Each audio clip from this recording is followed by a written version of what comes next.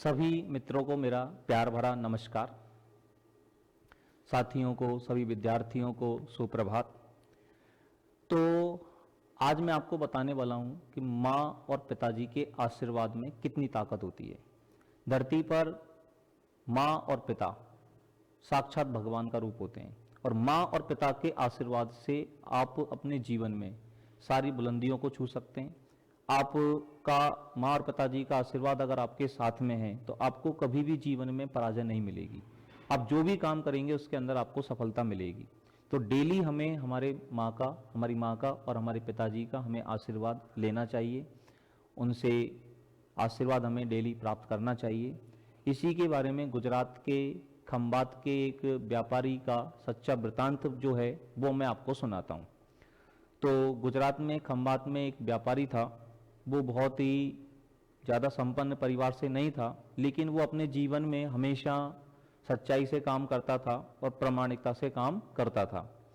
तो उसका मृत्यु समय जो है वो निकट था। तो उसने अपने पुत्र को बुलाया, धर्मपाल को। उसके पुत्र का नाम धर्मपाल था। उसको उसने बुलाया और उससे कहा कि भाई, मेरे पास इतनी धन दौलत संपत्ति तो है नहीं जो मैं तुम्हें विरासत में दूं, लेकिन मैंने मेरे जीवन में हमेशा सच्चाई से काम किया है और हमेशा प्रामाणिकता से काम किया है। तो मैं तुम्हें ये आशीर्वाद देता हूं कि तुम अपने जीवन में सारी बुलंदियों को छुएं, अपने जीवन में खूब यश पाएं, जो भी आप काम करें उसमें आपको सफलता मिले और इतनी सफलता मिले कि रेत को भी अगर आप मुट्ठी में उठाओ तो वो सोना बन जाए। धर्मपाल ने झुक करके पिताजी का आशीर्वाद लिया, चरण स्पर्श किए। पिताजी ने उसको आशीर्वाद दिया और संतोष से अपने प्राण त्याग दिए। अब पिताजी के प्राण त्यागने के बाद, पिताजी के चले जाने के बाद घर की सारी जिम्मेदारी धर्मपाल के ऊपर आ गई। सारा खर्चा धर्मपाल को संभालना था। तो धर्मपाल ने ठेला गाड़ी लगा करके अपना छोटा सा धंधा शुरू किया। धीरे धीरे पिताजी के आशीर्वाद से उसका व्यापार बढ़ने लगा और उसने एक दुकान ले ली। व्यापार उसका और बढ़ने लगा और धीरे धीरे उसकी गिनती नगर के जो है वो संपन्न लोगों में होने लगी। नगर के संपन्न लोगों के अंदर वो जाने लगा और वो हमेशा ऐसी बातें करता रहता कि आज मैं जो कुछ भी हूँ पिताजी के आशीर्वाद से हूँ, पिताजी के आशीर्वाद से मुझे ये सब मिला है। तो इस तरह की वृतांत हमेशा कहता रहता कि सब कुछ पिताजी के आशीर्वाद से मुझे मिला है। तो बात सही भी है। तो उसके मित्र उससे कहते कि भाई, जब आपके पिताजी में इतना बल था तो वो खुद इतने सफल क्यों नहीं हुए, खुद इतने सुखी क्यों नहीं हुए। तो धर्मपाल उनसे बोलता, भाई मैं पिताजी की ताकत की बात नहीं कर रहा हूँ, मैं उनके आशीर्वाद की ताकत की बात कर रहा हूँ कि उनके आशीर्वाद में इतनी ताकत है कि मैं आज इतना सफल हो पाया हूँ। तो काफ़ी सारी बातें वो उसको कहते रहते और लेकिन वो उनकी बातों का कुछ मानता नहीं, बुरा नहीं मानता। तो लोगों ने उसका नाम जो है वो बाप का आशीर्वाद नाम रख दिया। उसका क्या, इसका नाम ही रख दिया उसका, धर्मपाल का, बाप का आशीर्वाद। सारे लोग बाग जो है, मित्र वगैरह जो हैं, वो उसे बाप का आशीर्वाद कह करके पुकारते थे। लेकिन धर्मपाल जो है वो इन चीज़ों का बुरा नहीं मानता था साहब। वो हमेशा अच्छे लगा, वो अपना काम करता रहता और विदेशों में भी धीरे धीरे उसका व्यापार बढ़ने लगा। वहाँ भी वो व्यापार करता रहा, काफ़ी सारे अनुभव उसको होते रहे। तो खूब उसका व्यापार चलता, बड़े बड़े दूर शहरों में, विदेशों में काफ़ी सारा व्यापार करता। जो भी व्यापार वो करता उसको मुनाफा ही मुनाफा होता, काफ़ी अच्छा मुनाफा उसको होता। तो एक बार उसके मन में विचार आया कि क्यों ना यार एक बार नुकसान का भी अनुभव किया जाए, नुकसान कैसा होता है, उसका अनुभव कैसा होता है, उसका भी थोड़ा सा अनुभव किया जाए। तो उसने अपने मित्र से पूछा, साथियों से पूछा, भाई कोई ऐसा धंधा बताओ, कोई ऐसा व्यापार बताओ जिसमें नुकसान ही नुकसान हो। तो मित्र उसके सोचने लगे कि इसको अपनी सफलता का और पैसों का इतना घमंड हो गया है कि ये ऐसी बातें कर रहा है, तो क्यों ना इसको एक ऐसा धंधा बताया जाए जिसमें इसको नुकसान ही नुकसान हो। तो उसने उसको सलाह दी कि आप भारत से लौंग खरीदो और उस लौंग को ले जा करके जहाज से अफ्रीका के जंजीबार में जा करके आप बेचो, तो आपको नुकसान ही नुकसान होगा। उसको बात समझ में आ गई, क्योंकि जंजीबार जो है वो तो लौंगों का देश है, वहाँ से तो लौंग भारत में आते हैं और भारत से लौंग ले जा करके अगर वहाँ पर बेचेंगे तो नुकसान ही होगा, वहाँ मुनाफा कैसे मिलेगा। तो उसको ये बात जच गई। तो उसने भारत से लौंग खरीदी और उसने सोचा कि क्यों ना मैं खुद उन लोगों को लेकर के जंजीबार जाऊं और उस अनुभव को महसूस करूं।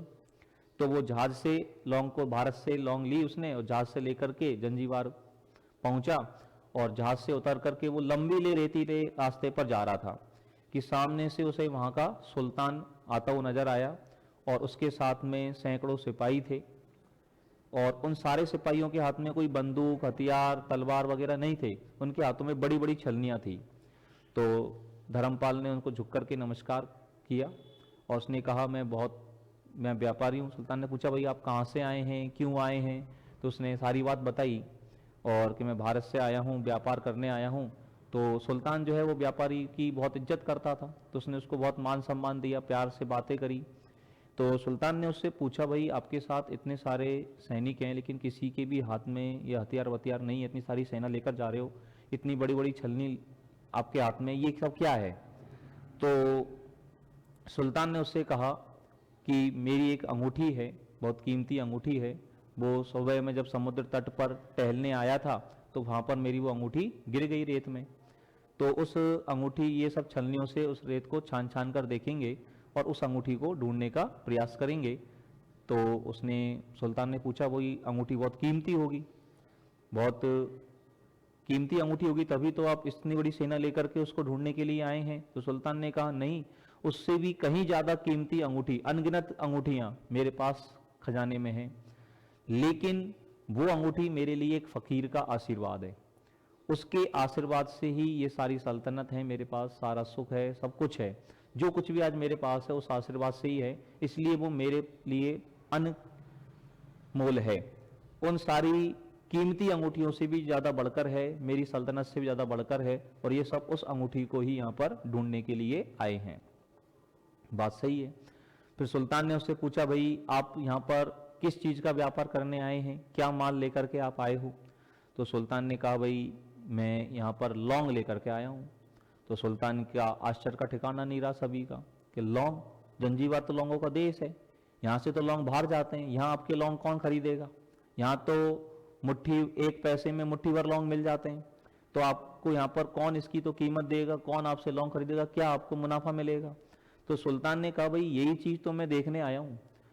मुझे मेरे पिताजी जो हैं, उसने वो सारा वृतांत उसको सुनाया कि मेरे पिताजी बहुत ही सच्चाई से काम करते थे, प्रामाणिकता से काम करते थे, उन्हीं के आशीर्वाद से मुझे मुनाफा ही मुनाफा होता है, तो मैं यहाँ पर यही देखने आया हूँ कि यहाँ भी मुझे मुनाफा होता है कि नहीं होता है।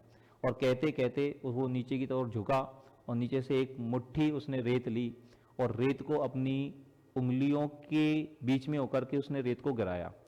तो गिराया तो जब सब लोग देखते हैं, सब लोगों के आश्चर्य का ठिकाना नहीं रहा, उसके हाथ में एक हीरे मोती जड़ी हुई एक अंगूठी थी, एक बेशकीमती अंगूठी थी, और वो वही अंगूठी थी जिसको ढूंढने सुल्तान आया था। तो भाई बात समझ में आई, तो सुल्तान बहुत खुश होगा। तो सुल्तान को वो अंगूठी मिल गई। तो सुल्तान ने कहा भाई तुम जो मांगो वो तुम्हें इनाम मिलता है, कि भाई मैं तो यही चाहता हूँ कि आप लोग सुखी रहें, आपकी सल्तनत बढ़े, आपकी प्रजा खुश रहे, अपनी प्रजा का अच्छे से पालन करें। तो सुल्तान और भी ज़्यादा खुश हो गया। उसने कहा भाई आज मैं तुम्हारा सारा माल मैं खरीदता हूँ और तुम्हें तुम्हारी मुँह मांगी कीमत देता हूँ। तो इस तरह से धर्मपाल को उस जंजीबार में जाकर भी लौंगों से भी उसने काफ़ी अच्छा मुनाफा कमा लिया, और ये सब संभव हो पाया किससे? पिता के आशीर्वाद से।